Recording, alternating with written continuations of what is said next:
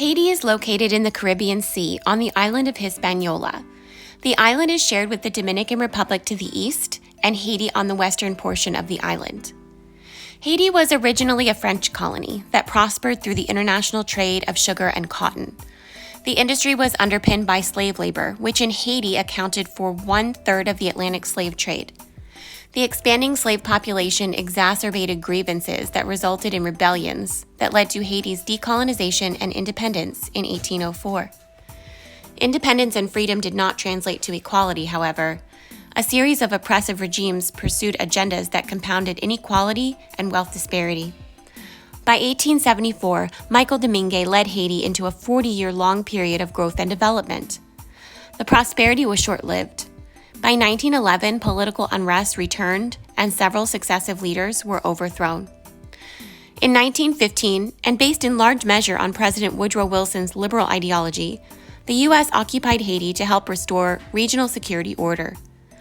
Although the U.S. completed many development projects and attempted to establish a democratic government, Haitians resisted the occupation, and America withdrew its forces by 1937. Democratic elections ensued for nearly 20 years until François Duvalier assumed political leadership in 1957. He ruled for 30 years, leading to economic decline, soaring poverty rates, and health epidemics.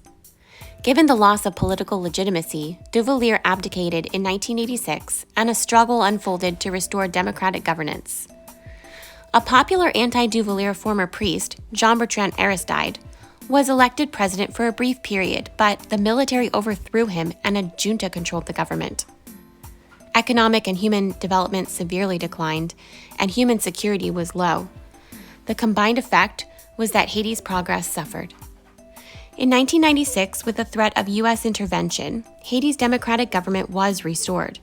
However, the government remained highly corrupt, and a coup in 2004 precipitated a humanitarian crisis. Notwithstanding the United Nations peacekeeping mission, Haiti remained unstable. The lack of development was exacerbated by a devastating earthquake in 2010 that resulted in nearly 300,000 casualties. The election of Michel Martelly as president of Haiti in 2011 promised to reinvigorate development. He focused on providing basic capabilities through new housing initiatives, education programs, and infrastructure projects. He also instituted international trade and industrialization policies to encourage tourism, a key economic sector. Jovenel Moïse succeeded Martelly in 2017, and both leaders have since been accused of political corruption. We will be using 4 human development measures to analyze the progress of Haiti's development. First, we will look at the Human Development Index. This index is a summary measure that intersects the progress of health, education, and standard of living within a country. Rather than looking at economic indicators alone, the information provided in the Human Development Index allows us to ask questions about the relationship between economic growth and actual human development outcomes to gain a more holistic view of development. Second, we will look at Haiti's Gini coefficient, which is a statistical measurement of income distribution on a scale of 0 to 1, with 0 representing perfect equality, where every person has the exact same amount of income within a country, and 1 representing perfect inequality, where all of the wealth within a country belongs to one person. The Gini coefficient allows us to see if wealth is top-heavy within a nation or more equally dispersed. Third, we will be looking at the Gender Inequality Index. This is a summary measure that intersects 3 human development aspects pertaining to women: reproductive health, empowerment, and education. The Gender Inequality Index allows us to examine whether females are afforded the same opportunities and access to education and healthcare as males within a country. Finally, we will be looking at the Social Progress Index, a measurement of quality of life within a country. The SPI examines social and environmental indicators that are impacting basic capabilities, well-being, and opportunity. These measures are then used to create performance goals so that relative progress can be seen over time with regard to each country's unique situation. On the next two slides, we'll look at Haiti's progress or lack thereof on the 4 indexes mentioned at the beginning of the presentation. We'll start with the Human Development Index in the graph located at the bottom left-hand corner of your screen. This shows promising trends for Haiti. One thing to pay attention to here is that income per capita has decreased over the last 30 years, while all measures related to HDI have increased. Although Haiti has increased its HDI score by 22%, it still ranks 168th out of 189 countries on this index. Haiti was only tracked for 1 year with the Gini coefficient, with its score being relatively normal at 0.411. However, the graph on the right shows the extreme poverty present in Haiti. As you can see, almost 80% of the nation lives on less than $5.50 a day.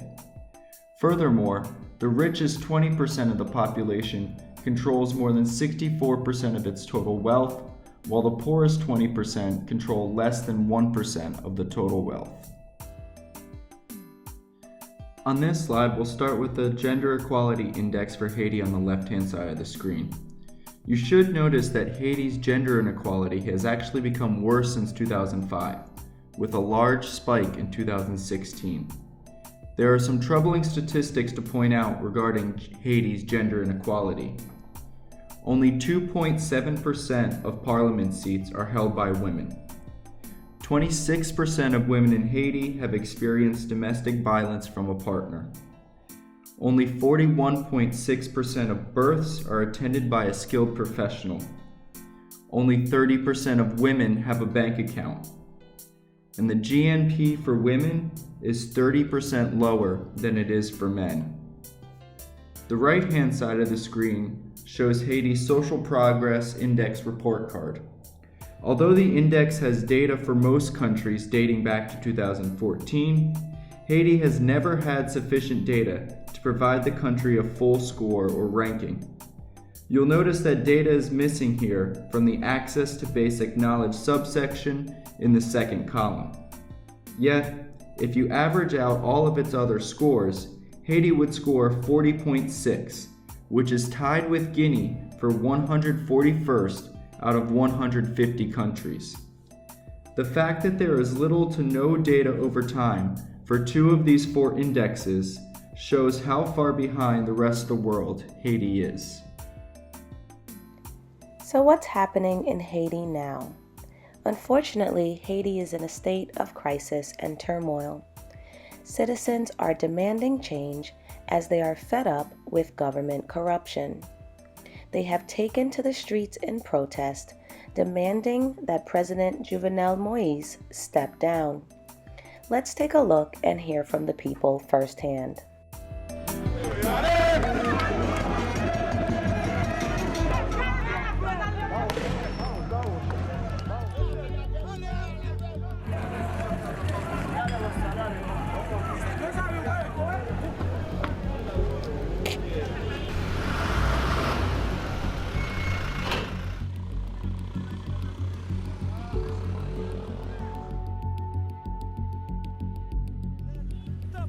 Remettre clé parce que le peuple n'est pas capable de Jovenel.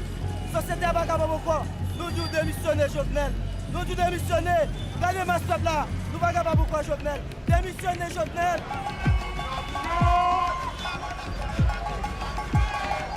Nous ne pouvons pas baisser Jovenel encore dans notre pays parce que Jovenel fait trop grave administratif. Jovenel a un problème pour 50 ans encore dans le pays. On a demandé de pas Jovenel sans condition. On a dit qu'on pas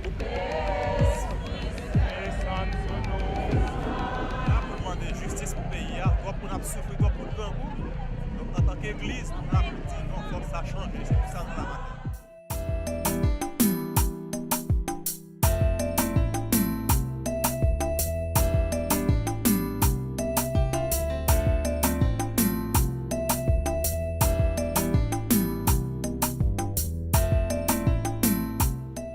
And so it comes at no surprise that Haiti continues to be plagued with several challenges, including poverty, child labor, the criminal justice system, women's rights, illiteracy, and sexual orientation. In regards to poverty, According to the United Nations Development Program, 24.7% of Haitians live in extreme poverty. And unfortunately, there is widespread use of child domestic workers, most of them who are girls and sent from low-income households. When it comes to the criminal justice system, Haiti's prison system remains severely overcrowded, with many inmates living in inhumane conditions. And yes, women's rights continues to be an issue. Gender-based violence is a widespread problem. Haiti does not have specific legislation against domestic violence, sexual harassment, or other forms of violence targeted at women and girls. And then there's illiteracy. According to the UN Development Program, approximately 1/2 of all Haitians aged 15 and older are illiterate, and at least 350,000 children and youth remain out of primary and secondary school. And then there's sexual orientation. Lesbian, gay, bisexual, and transgender people continue to suffer high levels of discrimination.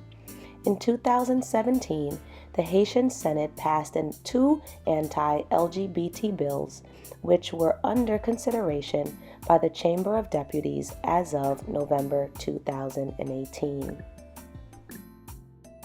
So, in the words of Bill Gates, Haiti should remind us that there is an immediate need to invest in and promote long-term development projects that are sustainable, scalable, and proven to work. Thank you so much, and if you have any questions, please feel free to share it by posting a voice memo.